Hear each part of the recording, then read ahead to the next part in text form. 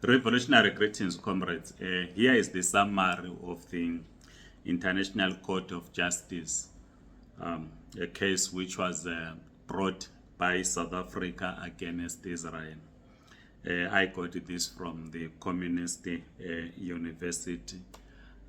Comrades are doing a wonderful job in ensuring that we get as much information on what is happening globally as possible. So the summary says that the court ruled that it has jurisdiction to rule in the case. That is the case that was brought by South Africa. So the question was, does the court have such a jurisdiction? And it indeed said yes. Second point, it says the court orders Israel to take measures to prevent acts of genocide in Gaza.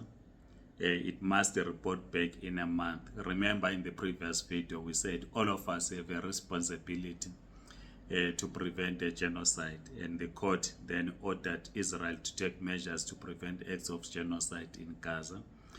The third point is that Israel must prevent and punish incitement to genocide, and this means that the statements by political leadership in Israel and their friends must not incite anyone, including the military in Israel, to commit a genocide against the people of Palestine.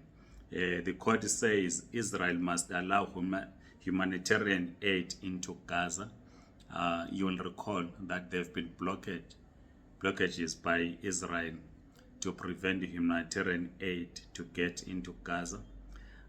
Israel is obliged to take more measures to protect Palestinians, but does not order it to end military operations. So the court did not, according to this summary, order Israel to end military operations, but says Israel is obliged to take more measures to protect Palestinians.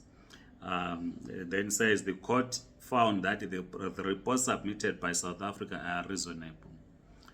If you followed the case by South Africa, the court found that the reports submitted are reasonable, and it recognizes the right of the Palestinian people in Gaza to protection under the Genocide Convention. Israel, in quoted marks, must ensure immediate provision of urgent humanitarian needs in Gaza and submit a report to the court on its response to the temporary measures a month from now. We know that the friends of Israel inside South Africa and globally are angry with the African National Congress for the government of South Africa to take this matter to the International Court of Justice. It is a first of its kind that an African government would take such measures which were taken by South Africa.